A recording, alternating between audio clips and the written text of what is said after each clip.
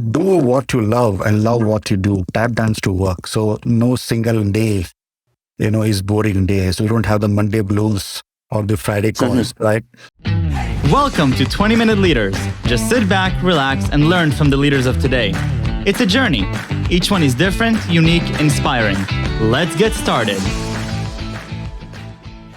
20-Minute Leaders is a proud supporter of Make-A-Wish Israel and Tech to Peace, and is in proud collaboration with Secret Chord Ventures, J Ventures, Riverside FM, Fusion VC, Birthright Excel, J Impact, Leap, Google for Startups, and Hippo, and in media partnership with CTech. Welcome to 20-Minute Leaders. Today we're talking to Brijesh Damodaran, the co-founder and chief investment officer of Auxano, an early-stage venture capital firm that invests in growth-stage businesses across industries. A strategic thinker and a purpose-driven individual, Brijesh completed Chartered Accountancy and graduation from the University of Mumbai. Soon after acquiring his educational intent, Brijesh embarked on his professional journey in the corporate world, working in the oil and gas space, telecom and mortgage guarantee space, serving in various roles in accounts, finance, and compliance in Fortune 500 company. He donned the entrepreneurial hat in 2009 in the wealth management space as a solopreneur. Brijesh, thank you so much for being here on 20-Minute Leaders. How are you? I'm doing good. Thank you, Michael. How are you? Good. Thank you very much for being here, talking about your own journey and about your journey within the Indian ecosystem and how your career has developed and transformed. And today, you're dealing with some interesting companies. So just take me back all the way, to the beginning, getting sort of the equivalency of a CPA.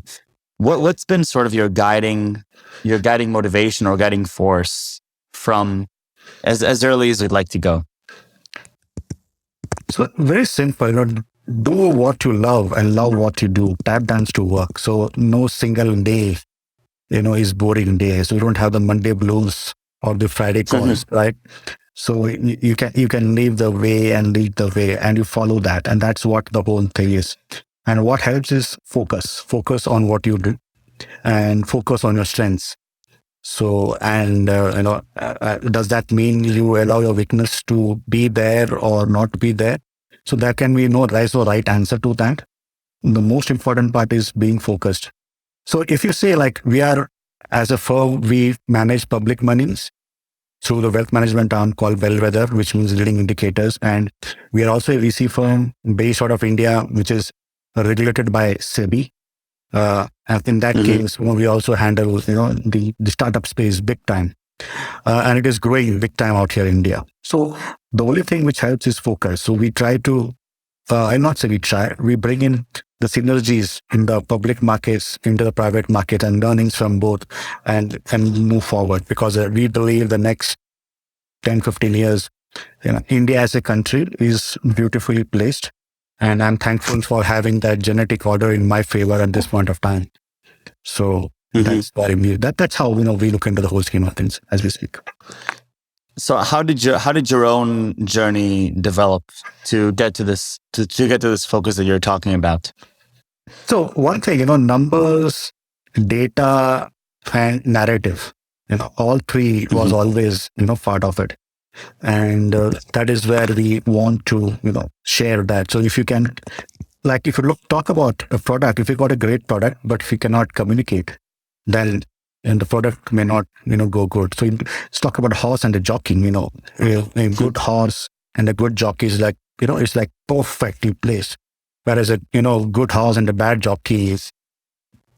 So from that way, if you see, so the early decade or two, was in the corporate space, worked in sectors including oil and gas, telecom, talking about mortgage guarantees, and all of this was growing in India as such, and had a first-hand exposure to that. So worked in Fortune 500 companies, both in India and global. And then one fine day said, you can have more fun being an entrepreneur. So had a deadline date and year, and lo and behold, started my wealth management journey. And during that time, the Indian ecosystem was slowly growing in terms of, you have Flipkart, which got acquired by Walmart somewhere in 2017, huge. And you talk about unicorns being the world all over, and India today is getting a substantial share of that space. So if you say in 2015 India had 11 unicorns, but in 2022 as of date we have more than 100. Wow. So so let's say when I say so that this is crazy, like how like you're talking about today, we're talking about today over the last 2 quarters are not the right time to talk about the unicorns or funding, but yes, these stages will definitely be there, but we need to look beyond and further, and that's how we got into play. So what are sectors which come into play? So we talk about so as we shared earlier. So we have a simple thesis. Invest in tech-enabled, next-gen, consumer focus, because India is a huge land of consumers and multiple, segments, and which has either a subscription or a secular, income which can come in. And that is again where we talk about. So be it fintech platforms, or be it a business analytics platform, or be it genome sequencing, which is getting more and more traction as we speak. And then, edtech space outside of the K-12, which is huge. And, likely place. Again, we are the only VC firm in India which has investments in geospatial space across 2 different segments, one in drone, other in mapping. And the boost which the recent Indian government policy over the last 12-15 months has given a huge boost and tremendous impetus for the growth in these sectors.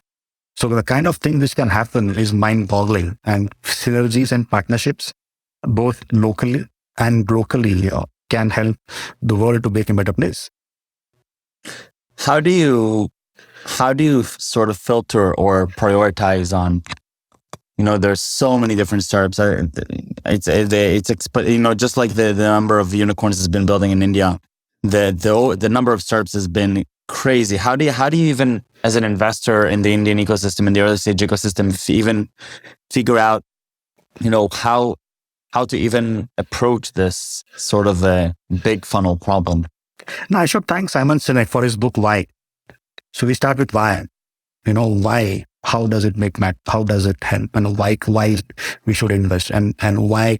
And most importantly, since we manage both public monies and private capital, we look at asset allocation of our clients' monies across sectors and create wealth. So which is huge.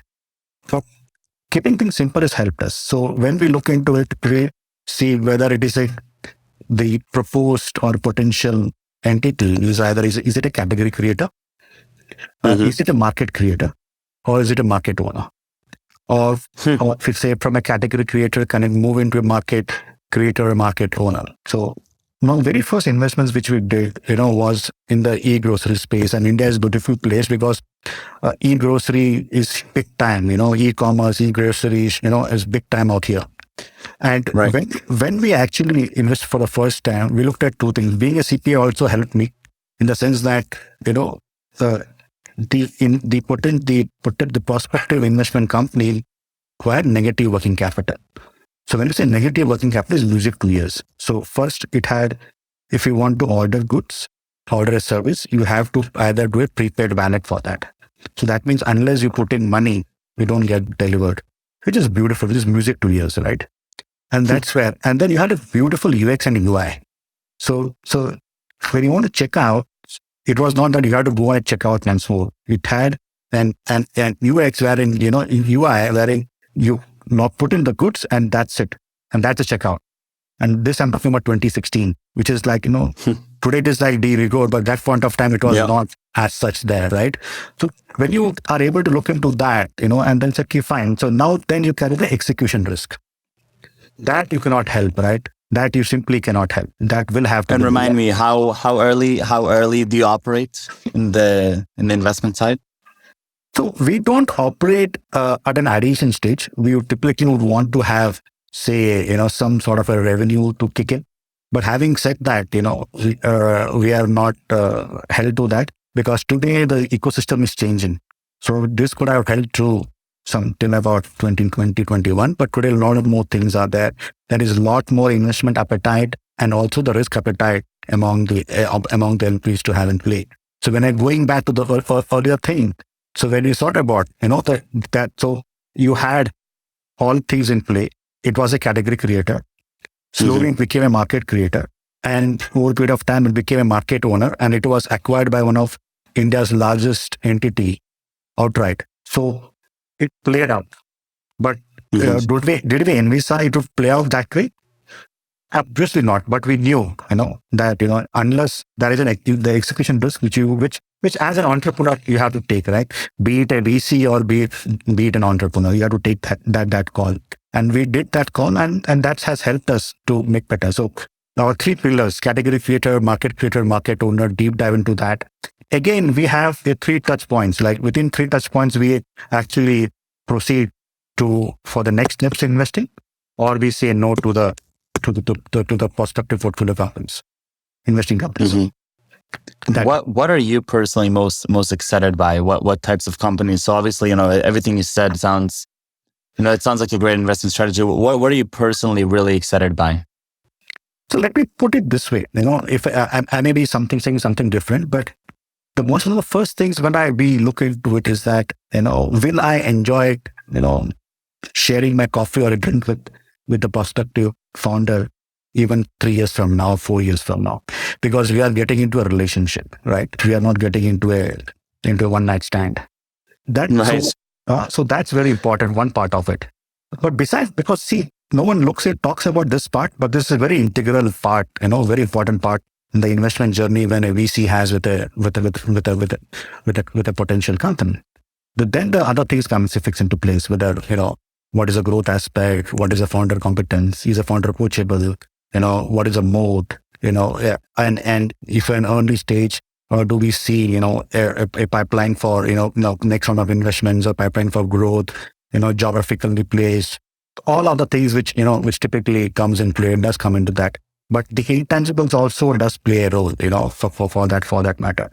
The DD come into play. Today, governance is talked about big time, but we have always been fond of governance. And many times our companies say that, you're asking for too much, but let me say that nearly 8 to 9% of our money is invested. So we have got deep skin in the game. It is not a typical, it is much beyond that. So it's like, our personal commitment and our personal, let's say belief that, and also it's an insight, which are also sharing to our LP, saying that the GPs are not only for 220, but GPs are most in the game, than any of you. So that's where we come from. So both tangible and intangibles, comes into play.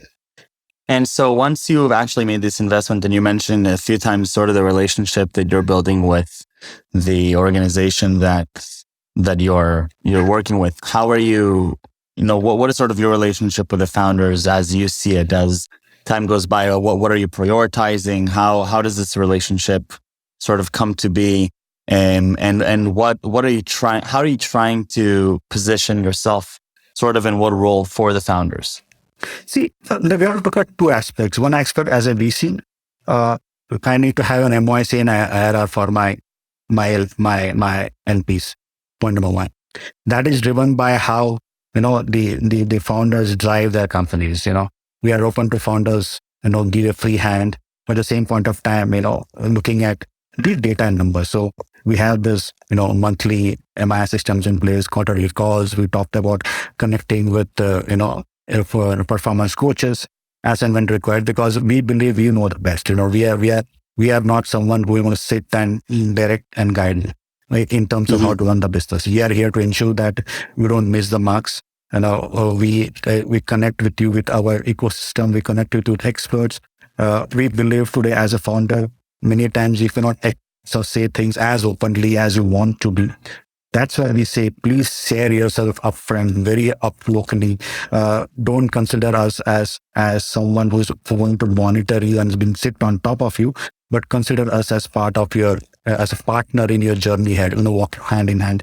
And then, it's like today we have two types of funds with us. One fund which we invest early and would want to hand exit by fourth or fifth year. The other fund which would, can have the growth capital and take you forward. So an investor journey and the investment journey, both are different. So we want to be part of the entire investment journey through two funds which we have. So that way, our the portfolio companies are also aware that if you are good, and more capital can come into play, and we can also bring in, other key stakeholders in the growth story and other things. So from that perspective, we definitely do that. And so looking forward, tell me a little bit about sort of your own vision. You're mentioning that you're talking a lot about journey and self-fulfillment. Tell me about how you see your own journey progress, and what are you hoping for? So the only thing, we are there along with our LPs. So, we want the LPs to make money and grow. We want to be in different geographies, in the sense that our LPs needs to come from different geographies and make money, where money lives. So be it India or between the geographies, we want to do that. I'll not give a hardcore number. The only thing which I would say is that I should, or as a company, as a VC firm, the GPs, the LPs, my team, they should tap dance to work. The investor communication which we share today on a quarterly basis with our LPs are like platinum. That's all things which I've seen from others. We say the communication which we share in a 9-blocker sheet is much more informative. We are open for his suggestions. And important thing is that you should enjoy. When we talk about Auxano, talk about bellwether, the LPs, the investors should say, yes, I got my cash flow. So returns would come in, absolutely. But what was my MOIC, what was my IRR, that will flow. But at the same point of time, like when I put in a geospatial, when we invested in geospatial space in 2017, it was very early. But today it's the in thing. So, we have been, looking forward, it did help us, from that perspective. So we try to get those right. We try to, enjoy the journey, have fun alongside. It may not be even steep, the same straight secular flow, but you may have the ups and downs, and that's what it is like. But end of the day, every one of our MPs should feel that, should make money. They should be happy with the money, that they make. That's where it is. And what are sort of the types of founders that you most enjoy working with? When you're looking at sort of the people that you're trying to partner, what are the qualities or traits that you're most excited by or that you most resonate with? See, the most important part is that, they should tap dance to it. They should enjoy. They should eat, live, breathe, sleep. So you talk about Stepney. Stepney's there in the car, right? And also when Alexander, went to conquer the world, he always burned his ships and told the soldiers that if you want to go back, make a new ship. So, maybe that is taking it too far. But having said that, having plan A, plan B, plan C is great. But, the thing is that have the vision. You should pivot, and pivot does happen. And we are open to that. You should enjoy. You should share very openly. You should have, ethics, integrity is all by default should be there. It is not something, unless another thing is that you should enjoy the drink and the coffee, and other part, you can have a relationship, but it can't be, you may not be a friend per se, but if anything is happening, both good or bad, the founder should feel, let me first connect with the VC and take, delve into place and see how best we can go with joining hands and go together. They should feel that, they should know that, because we follow that through data. And if they find anything amiss doing that, they should feel confident. They should feel strong to talk, discuss. Or we may disagree to that, but at the same point of time, if you are open to share and you have the vision, in clear set terms. So if you ask us, we are like a trillion of cake, so we don't assume things. So it may help us understand. So the thing is that if you can help understand a trillion of cake, then I think that's done. So same thing we follow. Like I am not a tech guy, but for me, the tech is that how much easy the UX or UI is, what is the maneuverability of it, what is the backend of it, what is the security of it, how they're going to play. So tell me the basics part. So you get the basics part, then you move a step forward. So that's the whole play. So why becomes huge, and the answers to the whys comes in play. Then the what, when, how come into play. So that's then simple. So 3 simple stuff, having basic stuffs in place is what we talk about. Incredible. Brijesh, thank you so much for taking the time to be here. Sounds like beyond the fact that it's an interesting journey for you, it sounds like you're very intentional about it and that you're really looking to have fun along the way and to really enjoy it and be fulfilled with it. It sounds like you very much are treating it as sort of an entrepreneurial experience like any other, and not just wealth management, not just investing. but really from a very intentional point of view. And so I really appreciate that. And I appreciate your time and your effort and your energy. So thank you very, very much for being here, sharing your story. And I look forward to sharing this with the world. Thank you, Michael. Cheers to you.